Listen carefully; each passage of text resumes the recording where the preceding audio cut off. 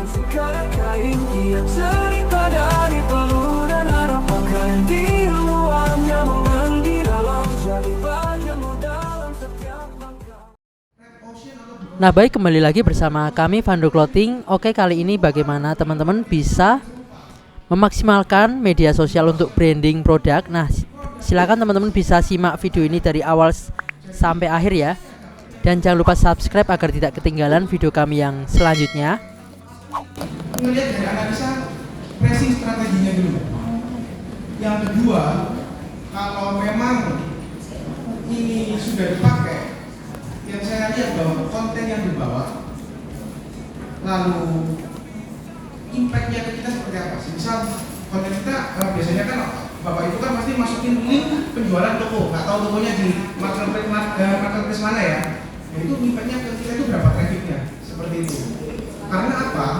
Karena dari 2 hal ini dulu, hal kecil yang kita bisa lakukan, kita bisa melihat bahwa produk kita ini benar-benar harus di-boosting. Karena boostingnya macam-macam. Seperti kayak Mas Kadek tadi ceritakan, digital media ini kan banyak ya. Jadi kalau yang saya bisa tarik garis, kalau pernah tahu bahwa Meta itu bisa nembakin kemana-mana, ada yang pernah coba belum Meta? Nah, Meta itu, ya Mas Kadek ya, Meta ya. Meta itu bisa nembakin di grupnya mereka. Jadi kita itu injek itu sehari 300.000 minimal penggunaan itu kalau nggak salah harus injeknya itu 7 hari. Jadi minimal kamu top up itu 2,1 juta untuk 7 hari aja, dan itu ditembakin kemana-mana. Kita coba dulu itu. Jadi ada satu brand, saya nggak sebut merek, itu namanya Mi. Pada saat dia mau launching produk ini, dia tahu bahwa sebelumnya dia sudah ada brand juga yang tahu Mi Lemonilo lah. Lemonilo tahu?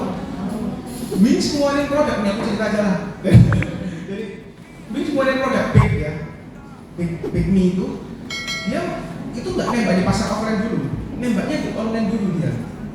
Cara apa? Dia pakai Meta. Ditembak di situ dia tuh, tembak di situ dulu, penjualannya mulai naik, dia baru naikin di billboard, baru salesnya dia baru mulai turun. Ada cara seperti itu karena Wings tahu bahwa kalau aku masuk di red ocean berat sekali, persaingan usaha, harga seperti itu.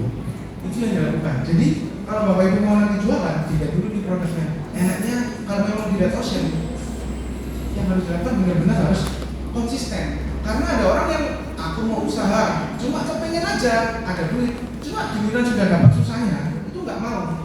Banyak sekali itu. Jadi saya dapat case juga ada seller saya di Mojosari, jualan di Blibli, dari saya bantu dari angka 1 juta itu sampai di 15 juta. Itu cukup effort karena dia di kota kecil dan saya harus ya naikin promo macam-macam lah. Rajin ngingetin ini. Yang terutama kalau di marketplace, ngikutin semua apa yang disuruh marketplace. Tapi harus berpila-pila ya, jangan semua diikuti juga. Nah, ini orang, saya sudah bilang trennya gimana. Tolong hati-hati. Tentulah di kita dilepas, di Blibli ini aku cerita apa adanya. Di Blibli dilepas, oke yang tidak jalan sudah dibiarin. Dia beranggapan bahwa marketplace A atau enggak ini D, marketplace D bisa membantu dia. Nyatanya dari omsetnya dia itu 6M sebulan, dia bisa turun sampai sisanya 400 juta dalam kurun waktu 3 bulan. Itu cukup ngeri. Bayangin kalau dia konsisten sama Blibli, konsisten sama marketplace A, konsisten sama marketplace B, sama yang D, dibagi rata semua. Karena semuanya kan jadi omset paling gampang. Tapi dia pilih salah satu yang jadinya aja 6M jadi 400 juta. Giliran sekarang memulai lagi juga berat karena kan sudah ada pasar yang sudah terbentuk. Nah, Bapak Ibu di sini kalau sudah konsisten dengan produk yang ada, lalu sudah tahu nih target marketnya seperti apa, caranya seperti apa, mau buka di marketplace manapun, saya cuma pesan satu, konsisten. Kontennya konsisten, fotonya juga yang dibuat tadi yang diajarin itu dibuat sama. Terus habis itu promo yang ada juga diikutin, itu cukup membantu untuk kedepannya. Karena apa? Pergerakan nanti di 2026 ini cukup struggle. 2025 ini baru mulai untuk update-update yang ada ya. Jadi kalau tadi saya juga cerita sama Bapak yang ada di belakang, di 2026 itu bakalan ada konten yang mungkin satu produknya saya ngomong ini Aqua Viva, tetapi tapi dengan 5 sumber yang berbeda.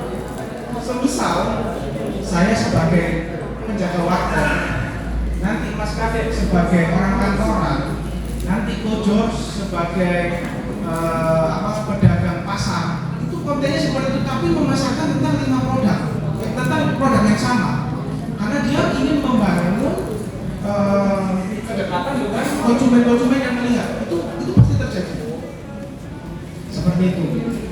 Nah, jadi untuk ke depan, ya saya harap juga Bapak Ibu yang memang ingin coba di Blibli, dan kan di Blibli ini sekarang ini kan ada untuk orang yang akan join atau join lah di Blibli, itu tuh ada nanti gratis beriklan. Beriklan sendiri tuh ya sama seperti kayak Top Ads, kayak gitu, kayak Shopee, CMB Max, itu hampir sama seperti itu. Itu lagi ada fee dari kita, jadi upload untuk aplikasi kayak gitu. Jadi dulu untuk jualan di ya Bapak Ibu ya. Barangkali kalau Bapak Ibu ada yang mau tertarik, bisa langsung ngobrol sama saya di sini seperti itu sih. Sementara dari saya seperti itu ya Bapak Ibu, mungkin ada yang mau bertanya untuk cara berjualan juga.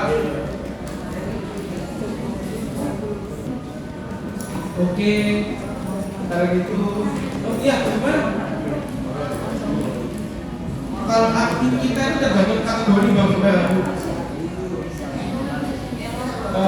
kategori produk wanita ya, itu kategori 8, jadi kita 8. Kita itu jangan yang lain paling murah. Gitu.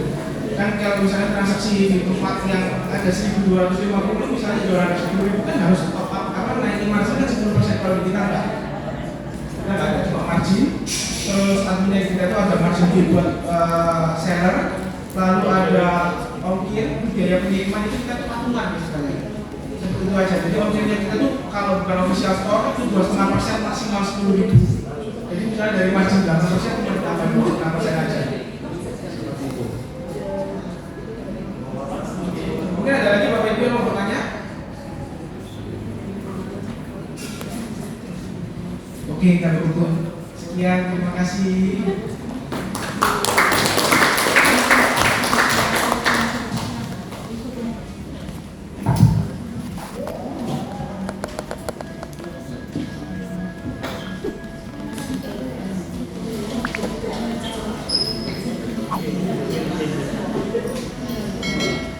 Terima kasih atas materi dari semua narasumber, Bapak George, Bapak Kadek, dan Bapak Alventus.